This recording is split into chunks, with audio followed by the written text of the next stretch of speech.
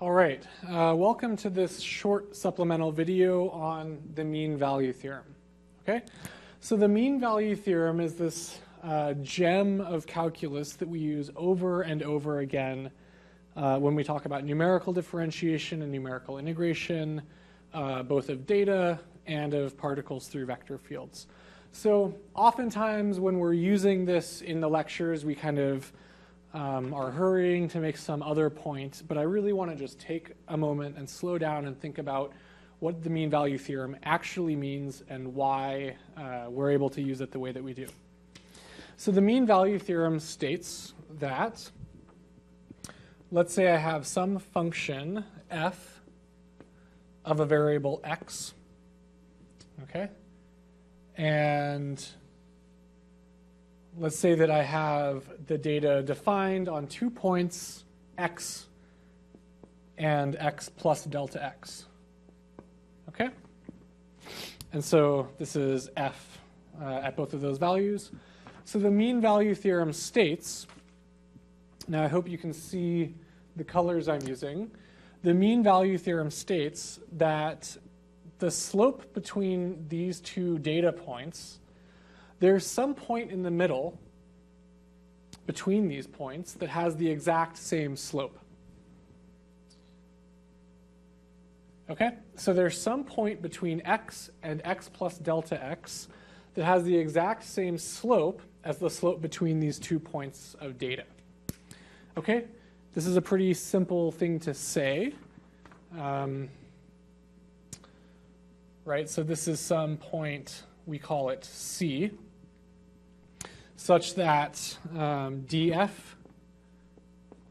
dx at the point C is exactly equal to the slope of the line passing through my 2 data points. So this is exactly equal to f of x plus delta x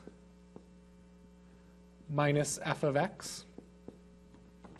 Right? This is f of x plus delta x minus f of x divided by the difference between the two,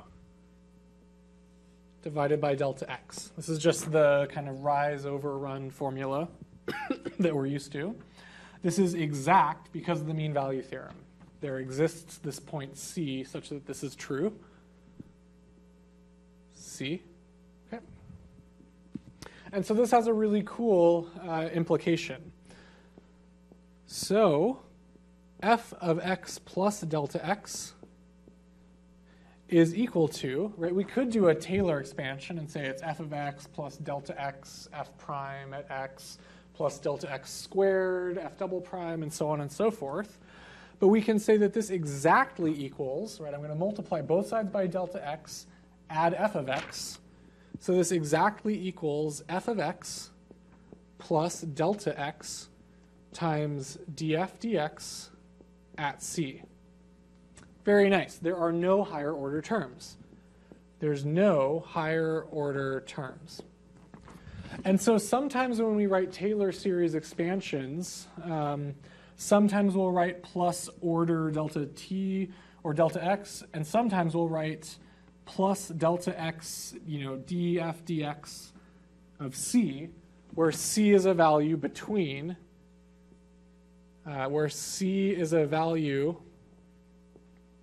between x and x plus delta x. That's what this means. C is in the interval x to x plus delta x. Okay, this also works for higher derivatives.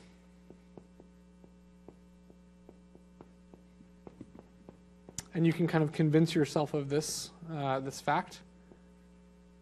So this is a very versatile theorem that we use over and over again.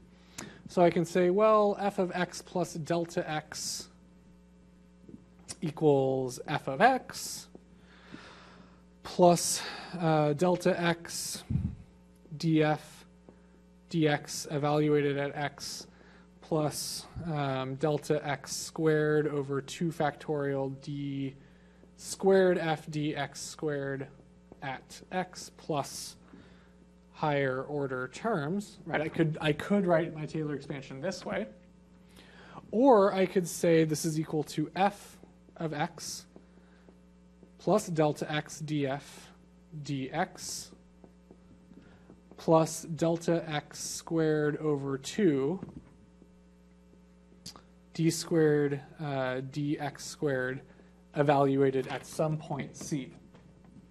No higher order terms.